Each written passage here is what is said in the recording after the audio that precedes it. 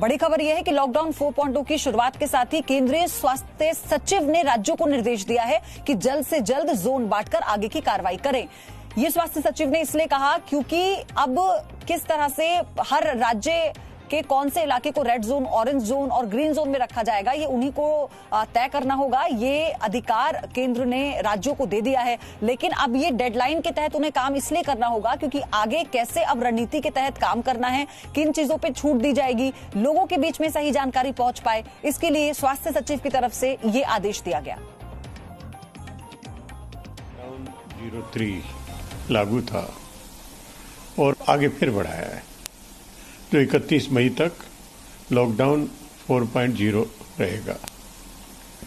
और आगे कब तक रहेगा, कब तक बढ़ाया जाएगा, ये अभी कोई अंदाज नहीं है, क्योंकि हमारा जो प्रारंभिक अंदाज था, पहला लॉकडाउन डिक्लेयर करते समय प्रधानमंत्री जी ने कहा था कि महाभारत हमने 18 दिन में जीती थी, 21 दिन में कोरोना को जीत हासिल करेंगे। उन्हें अंदाज था कि पहले जो लॉकडाउन के बाद स्थिति सामान्य हो जाएगी, लेकिन केसेस बढ़ रहे हैं। 91,000 92,000 के आसपास केसेस, टोटल केसेस बढ़ गए हैं, जो 2,800 से 2,900 के करीब संख्या पहुंच रही है, जो कि दुर्भाग्यपूर्ण मौत हुई है इससे। तो केसेस और एक दिन में 5,000 का आंकड़ा पहुंच रहा है केसेस के बढ़ने का, तो संख्या तो बढ़ रही है।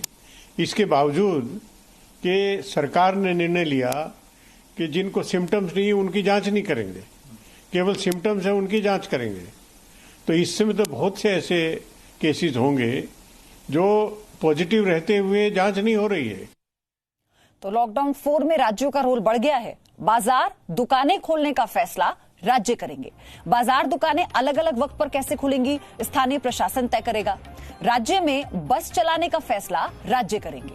राज्यों के बीच बस चलाने का फैसला राज्य आपसी सहमति से करेंगे।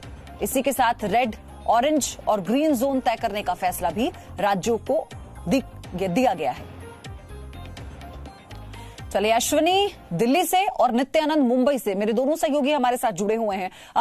नित्यानंद, मैं आपसे ये जानना चाहूंगी कि आज हम धारावी की बात करें, महाराष्ट्र में हम मुंबई की बात करें, तो ये हॉटस्पॉट हैं। बहुत ज्यादा चैलेंज होने वाला है कि कौन से एरिया में कितनी छूट दी जाए, खासतौर से मुंबई के लिए।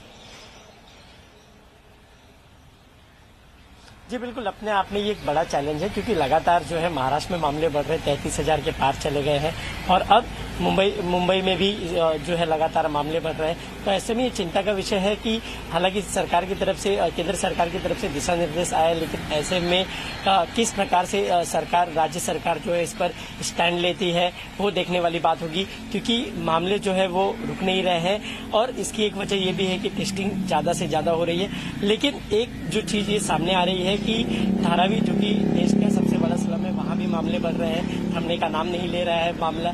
और ऐसे में ये अपने आप में बहुत चैलेंजिंग है कि किस तरीके से लोगों को सुविधा तो दिया जाए, लेकिन इस सुविधा देने के चक्कर में उन्हें किसी भी प्रकार का खतरा ना हो, ये ध्यान में दिया जा रहा है। कोरोना से लड़ना है और कोरोना से डरना नहीं है, लेकिन और अर्थव्यवस्था, देश की आर्थिक राजधानी मुंबई है, अर्थव्यवस्था को पटरी पर लाना है, सब धीरे धीरे जीवन को सुगम और सरल करना है। लेकिन ऐसे में कई चैलेंजेस सामने आ रहे हैं। सबसे बड़ा चैलेंज जो है, ये मामले जो है लगातार बढ़ रहे हैं। तो जो जिस तरीके से सरकार ने कल, जो कि महाराष्ट्र सरकार, पंजाब के बाद महाराष्ट्र दूसरी ऐसी सरकार थी जिसने ये ऐलान किया कि 31 मई तक जो है वो लॉकडाउन रहेगा।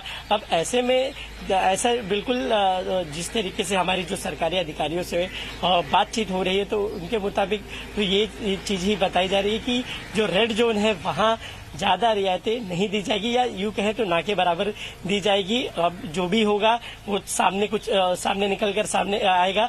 लेकिन इस मामले में लेकर सरकार के जो है आला अधिकारी मीटिंग करेंगे, विचार विमर्श करेंगे कि आखिरकार किस तरीके से लोगों को दिक्कतें ना हो और जीवन जो है सरल, लेकिन पहले की अपेक्षा थोड़ी शैक्षणिक संस्थान, मॉल और कोई भी मंदिर, चर्च, ये सब कुछ अभी नहीं खुलने वाला है। ये सबके लिए लागू है, पूरे देश में ये बात लागू है। और जो राज्यों को अधिकार क्षेत्र दिया गया है उसके बारे में हम आपको सिलसिलेवार तरीके से बता ही रहे हैं अश्विनी, लेकिन जो भीड़ आपके पीछे है वो तो बताती है ना कि चुनौती कितनी बड़ी है अभी। बिल्कुल चुनौती बहुत बड़ी है। और अगर हम दिल्ली का आपको इस वक्त स्थिति बताएं तो दिल्ली में इस वक्त स्थिति जो कोरोना के मामले हैं वो 10,000 के करीब पहुंचने वाले हैं। 9,755 पहुंच चुके हैं। करीब 148 लोगों की मौत हो चुकी है, 150 करीब मौत हो चुकी है। और जिस तरह से पिछले कुछ दिनों में हमने देखा कि रोजाना 400 से ज्यादा मामले दिल्ली में सामने आ रहे हैं और बहुत तेजी से दिल्ली में मामले बढ़ रहे हैं। अब ऐसे में अब जब शॉप्स, मार्केट्स, ये तमाम चीजें खुल जाएंगी, उसके बाद ये जो संख्या है वो कहां तक पहुंचेगी ये कह पाना बड़ा मुश्किल है। हालांकि अरविंद केजरीवाल ने जो पत्र लिखा था प्रधानमंत्री नरेंद्र मोदी को, उसमें उन्होंने ये भी साफ कर दिया था कि हो सकता है कि चीजों को खोलने के बाद मामले और बढ़े। हालांकि उनका यह कहना है कि दिल्ली सरकार इसके लिए तैयार है। लेकिन आप देखिए कि जिस तरह से मामले बढ़ रहे हैं इतनी तेजी से, वो भी अपने आप में चिंता का विषय है। और अगर दिल्ली में दिल्ली सरकार जिस तरह की उम्मीद है कि तमाम चीजों को, तमाम दुकानों को, बसों को और इन तमाम चीजों को खोले जाने का फैसला लेती है, तो उसके बाद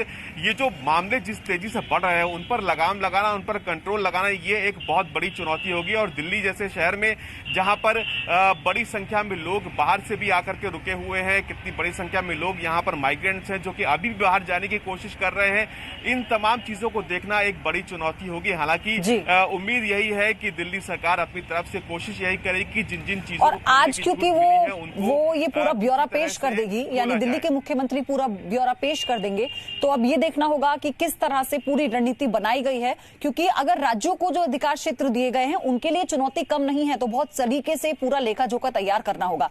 हम आप दोनों से लगातार अपडेट लेते रहेंगे। छोटा सा ब्रेक यहां पर लेना है, फौरन हाजिर होंगे। No signal, no worry. Presenting Z News app with live TV, latest updates and expert opinion. Available on Google Play and App Store. Download it now.